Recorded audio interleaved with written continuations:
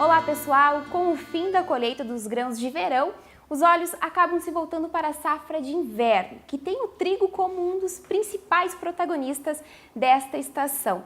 Os sinais até o momento indicam que a área cultivada aqui no Rio Grande do Sul deve se manter no mesmo patamar de 2018, cerca de 680 mil a 700 mil hectares cultivados. Para falar sobre a cadeia tritícola, nós viemos até a Embrapa Trigo, aqui em Passo Fundo, conversar com o chefe-geral, Oswaldo Vieira.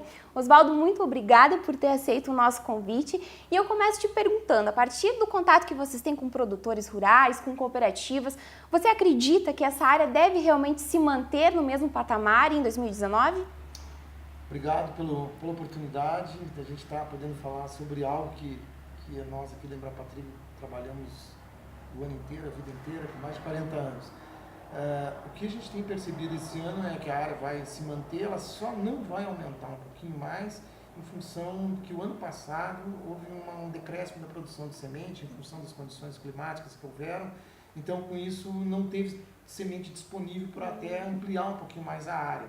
A gente tem observado, assim, pegar trigo no Brasil inteiro, no estado, no centro-oeste, a área aumentou consideravelmente. Não aumentou mais no centro-oeste em função da falta de semente. No Paraná a área se manteve e aqui no Rio Grande do Sul a área vai também se manter em função dessas condições que foram disponibilizadas para o produtor de semente disponível, de qualidade, e as cultivares que estavam também disponíveis para ele. Então a área no Rio Grande do Sul, nós gostaríamos que ela aumentasse. A gente sempre no trigo a gente acredita que uma boa lavoura de verão ela inicia com uma boa lavoura de inverno. Então, o que o produtor ainda está tendo um pouco de dificuldade no entendimento que fazer uma monocultura de soja é algo muito, muito perigoso. E deixar a área em posil ou fazer só cobertura não é o que teria assim, de ideal tecnicamente. Na tua opinião, por que você acha que o produtor ele ainda tem receio em apostar no trigo no inverno? É economicamente? Tem outros fatores que você acha que acabam influenciando? O que a gente sempre conversa aqui na pesquisa, né? Nós não enxergamos, o produtor ele enxerga a cultura da soja, a cultura do trigo ou de algum cereal de inverno, né? Ou a soja ou milho, ou o trigo, a cevada, o triticale, centeio, ou outro cereal de inverno. Nós aqui na Embrapa Trigo nós entendemos que o produtor tem que enxergar o sistema produtivo do ano inteiro. E com isso, quando ele faz essa separação, ele tem uma super renda na soja e uma renda que talvez fique empatada ou um pouquinho acima no trigo, ou às vezes que dê um pouco de prejuízo.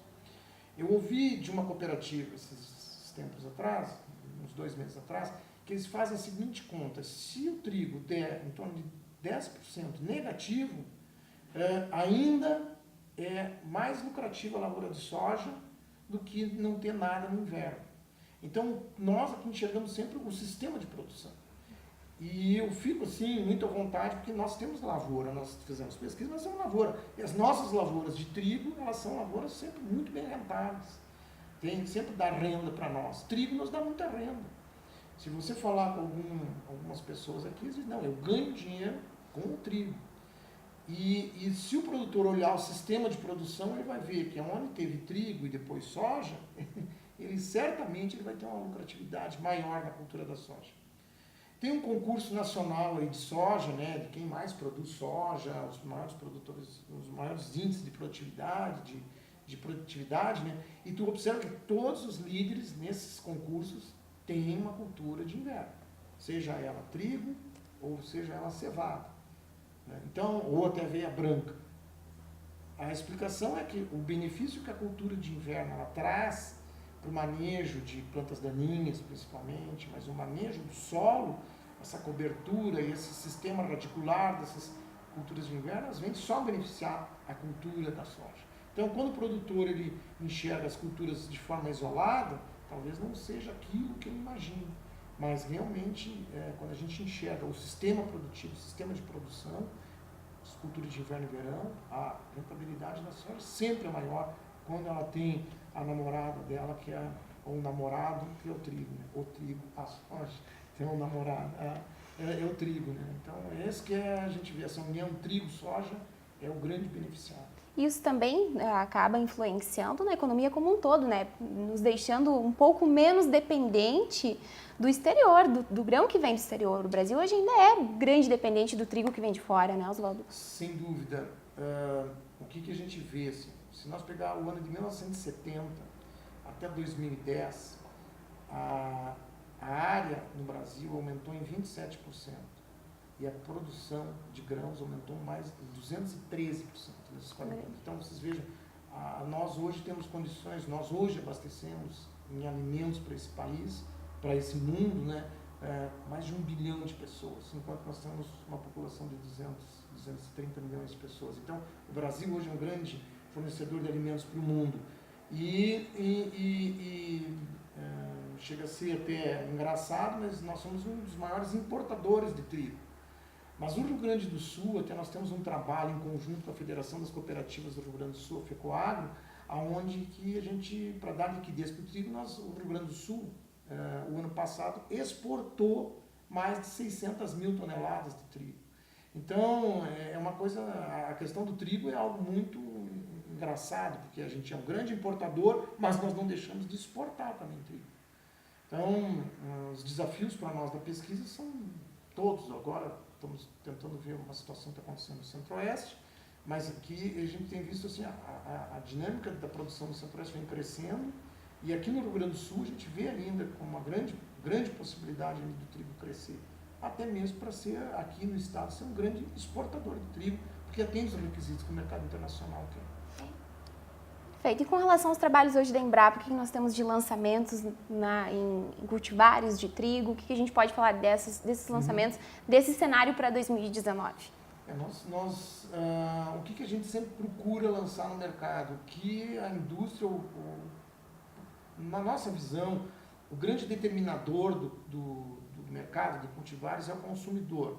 Então, esse nosso consumidor, hoje ele quer trigo-pão, que mais de 50% do trigo ele é para panificação, ele quer uma farinha mais clara, né? Então o que a gente está tentando é atender esse mercado. Os trigos que nós temos lançados, eles são típicos trigo pão ou trigo melhorador, para fazer mistura e atender a indústria de panificação. Algo que vem crescendo ano a ano é esses trigos de duplo propósito, que a gente está aí com pastoreio, tem o tarumã, e já estamos com mais uma linha de produção, que atendam esse mercado de leite, que o estado do Rio Grande do Sul é um dos grandes produtores de leite. Um trigo de duplo propósito, que se pasteja ele e depois ainda colhe uma quantidade muito boa de grãos que pode ser usado na ração do próprio gado ou mesmo ser vendido para farinha, que o tarumã, no caso, é um trigo pão. Então, o que a gente está hoje pensando nesse mercado é novas variedades de trigo que atendem esse mercado. Então, o Bela Joia é um trigo que está sendo lançado com essa finalidade. Nós temos também mais 2 lançamentos de cevada, que é algo que a Embrapa hoje domina. Mais de 80% do mercado de malte no Brasil são de variedades da Embrapa. Então, os grandes conglomerados de cerveja, assim, que vocês bebem nos finais de semana, vocês sabem que ali dentro tem mais da metade de tecnologia da Embrapa para atender esse mercado.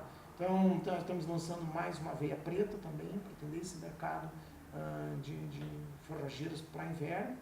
E triticale também, a gente está com um lançamento próximo, para os próximos anos, também para atender algumas demandas que existem no mercado. Existem alguns biscoitos que são misturados, né, com o triticale para atingir o que a indústria quer. O grande determinante hoje é o consumidor. O consumidor diz o que quer e a gente faz o que ele pede. E muitas vezes a gente até acaba não tendo noção, né, que tantas pesquisas, enfim, que saem daqui, né, da Embrapa Trigo em Passo Fundo, das outras unidades no país, estão tão presentes no nosso dia a dia, né, Oswaldo? Tudo começa aqui na pesquisa, né? Eu brinco sempre, eu sempre conto uma historinha assim. Tu acorda de manhã, tu vai tomar um leite, provavelmente aquele leite que tu está tomando teve uma vaquinha que comeu o trigo tarumã do propósito, né?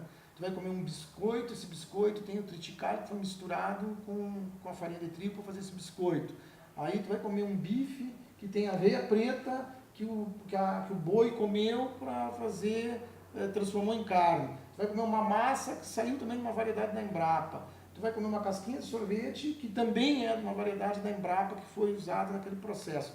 E até um tempo atrás tem um bombom muito gostoso aí, que é o sonho de valsa, que a casquinha dele era feita também com trigo da Embrapa, até uns anos atrás, não sei se continua. Mas então nós estamos presentes na vida das pessoas no dia a dia, né?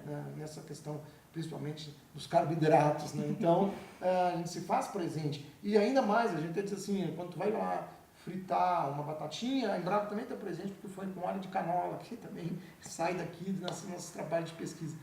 Mas eu acho que esse que é o papel nosso como empresa pública, né? Nós temos que atender a sociedade. O nosso esse ano saiu o balanço social da Embrapa, para cada R$1 investido na Embrapa, retornou R$12 para a sociedade. Eu acho que é esse que é o nosso papel, né? Se a gente cumpre isso, a gente está satisfeito. Eu sempre falo assim, o nosso maior orgulho de ser embrapiano a gente nós atendermos o produtor e que ele tenha lucro, que ele ganhe dinheiro. Se ele tem lucro, ganha dinheiro e que isso dê sustento para a família dele, nosso papel está cumprido, esse é o nosso papel. Fazendo jus, né, aos nossos tributos pagos e tendo noção de que está sendo revertido. Oswaldo, muito obrigado novamente por ter aceito o nosso convite. Lembrando, você que nos acompanha pode encaminhar sugestões de assuntos que nós vamos até as referências, até os especialistas para te responder.